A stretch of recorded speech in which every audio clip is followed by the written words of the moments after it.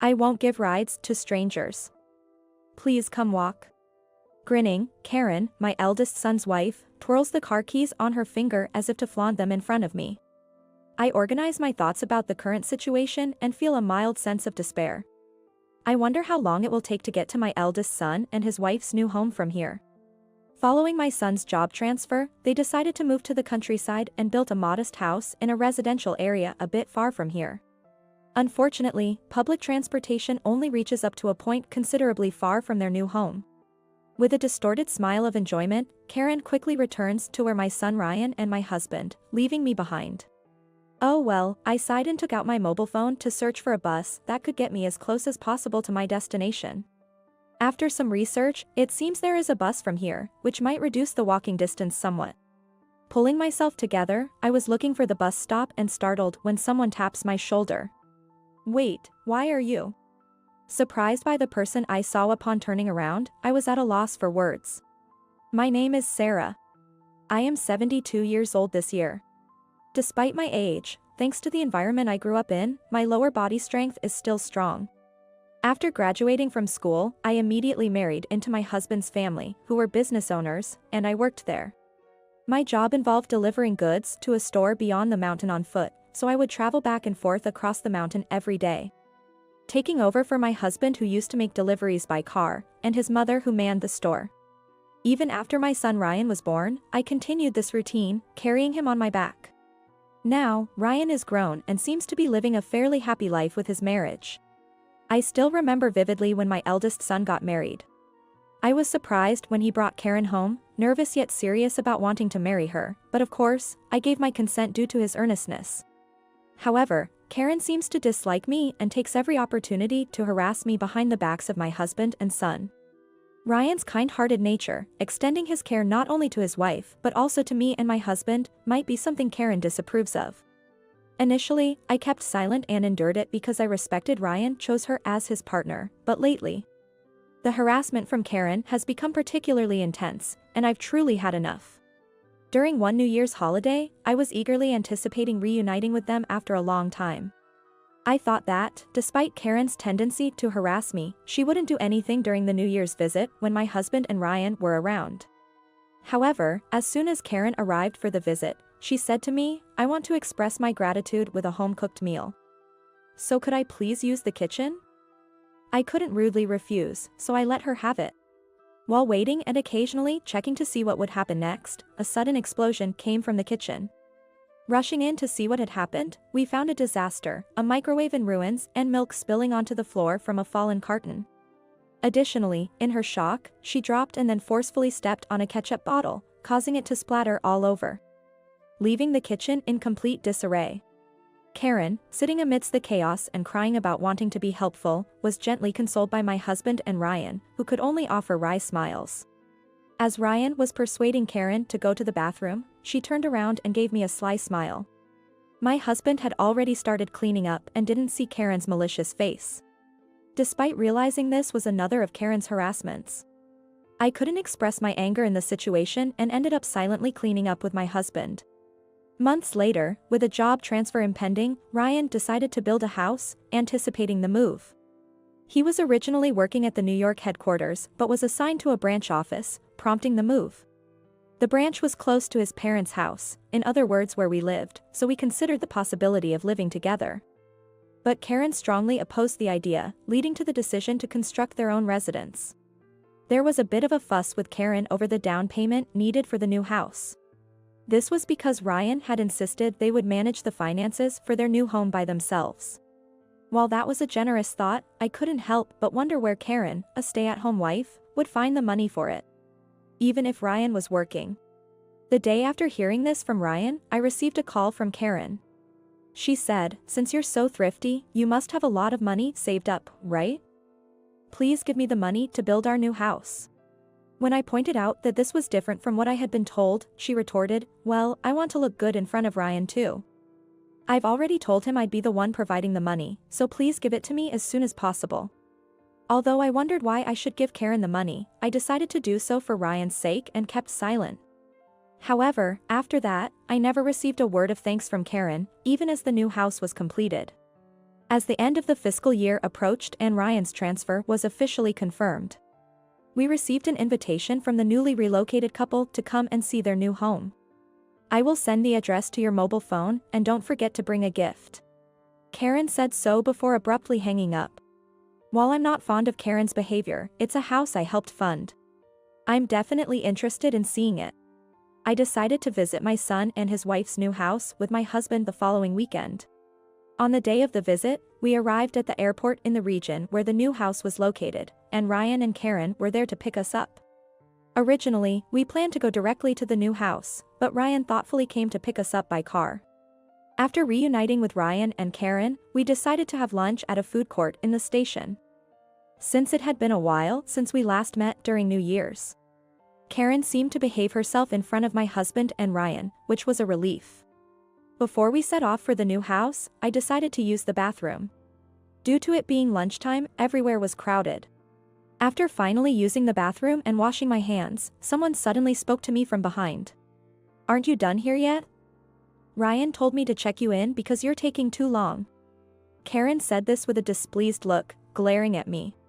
Being scolded in front of so many people, I felt intimidated. Pleased with my reaction, Karen smirked. "Are you still using that dirty handkerchief? It's time to throw it away." Seeing the handkerchief in my hand, Karen scoffed and, pointing at the installed jet towel, continued. "Who carries handkerchiefs these days? You don't know about jet towels? What a penny pincher." Our loud conversation attracted unwelcome attention from other patrons. Seeing me shrink away even more, Karen, getting carried away, spoke up. "I don't want to be associated with someone so frugal. I'd almost prefer to pretend we're strangers and I won't give rides to strangers. Please come walk." Grinning, Karen twirls the car keys on her finger as if to flaunt them in front of me. Realizing what she meant, I felt a slight sense of despair as I organized my thoughts about the situation. I wondered how far it was to Ryan and Karen's new house from here. They had moved to a simple residential area far from here. Unfortunately, public transportation didn't reach close to their new house. "Oh, I already have the gifts you brought today. Thanks anyway." Saying this with a twisted smile, Karen quickly returns to Ryan and my husband, leaving me behind. After Karen left and things around settled down again. "Oh well." I sighed and took out my mobile phone to search for a bus that could get me as close as possible to my destination. After some research, it seems there is a bus from here, which might reduce the walking distance somewhat. Pulling myself together, I was looking for the bus stop and startled when someone taps my shoulder. "Wait, why are you?" Surprised by the person I saw upon turning around, I was at a loss for words. "So, you were here. I've been looking for you." Seeing my husband's face, I felt the tension and anxiety that had gripped me begin to unwind. As we headed to the bus stop, I shared everything with my husband, who, despite his skepticism, followed along. I told him about the harassment from Karen and the finances for the new house. Including today's events, I poured out everything as we rode the bus together. Throughout my account, my husband listened in silence, his frown deepening as the story unfolded. After I finished talking, he simply stated that he would walk with me and remained silent thereafter. Upon hearing this, I urged him multiple times to turn back, but my husband stubbornly refused to do so. Eventually, when the bus reached its final stop, everyone disembarked at once. Now, the real journey began. The distance to Ryan and Karen's new house was considerable, with no public transportation available. Entering the destination into my map app, I saw it would take over 3 hours to arrive. Let's go. Unsure of which direction to go, I was still staring at the map app, but my husband, after stating his intent, started walking without hesitation. I followed him, periodically checking the map app to make sure we weren't going the wrong way. However, the direction my husband started walking in was not wrong at all. After walking for a bit, my phone rang. When I checked the screen, it was a call from Karen, and while I didn't want to answer it, I looked at my husband for help. Noticing my gaze, my husband peered at my phone. With a displeased look, he took my phone and slipped it into his pocket before starting to walk ahead. Realizing I was standing there, gaping in surprise, he looked back and took my hand without a word, and we started walking again. I was surprised by the suddenness of it all and had a lot to say, but those thoughts vanished. My husband continued walking in silence, firmly holding my hand. He never hesitated. Despite several forks in the road, he chose our path without any hesitation. I followed him in silence. As we walked, I could periodically hear my phone vibrating. Eventually, annoyed by the persistence, I pulled on my husband's hand and suggested, "It must be Karen calling. Maybe you should answer it, she's being quite persistent, isn't she?" When I said that, my husband stopped and turned to face me. "Just ignore such a person. More importantly, are you tired?" His concern made me smile, and I made a fist to show my determination and said, "This is nothing compared to when I used to make deliveries. How about you? Are you tired?" "I'm fine too. I'm sorry for all the trouble I've caused you," he murmured apologetically, though it was hard to hear. Following my husband as he resumed walking, I couldn't help but laugh, momentarily forgetting our current situation. Pretending to speak to myself, I began recounting past events to my husband, who led the way. I talked about the times shortly after we were married when I helped with deliveries, the birth of our eldest son, and when he brought home Karen, announcing their marriage.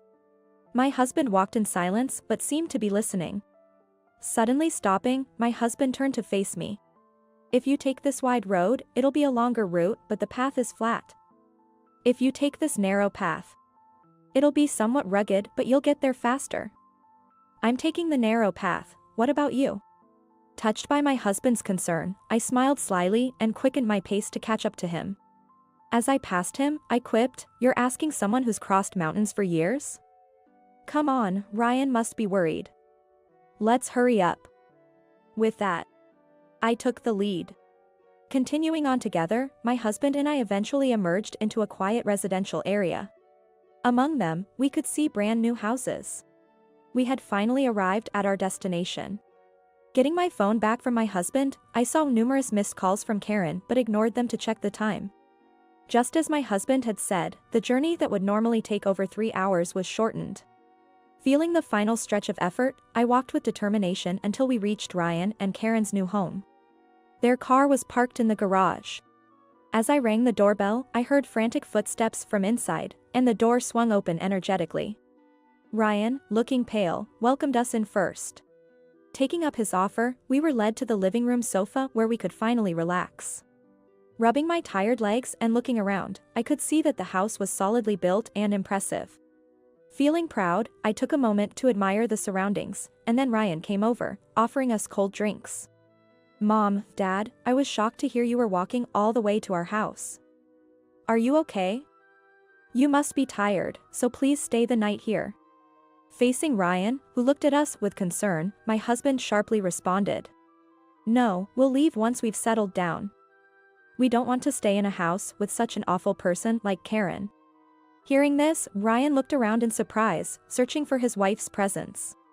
But she was nowhere to be found, and he hurried upstairs. For a while, there was a commotion coming from upstairs, but eventually, it seemed Karen had resigned herself to the situation and came downstairs with Ryan. When he seated her beside him, Karen looked down, avoiding eye contact with us. Ryan questioned the meaning behind my husband's words. My husband, with a bitter expression, yelled at Karen, "You've been deceiving us all this time. I thought you were a somewhat clumsy but charming daughter-in-law. But it turns out you've been causing all sorts of trouble for Sarah." Trembling at my husband's angry voice, Karen shrank in her seat, remaining silent.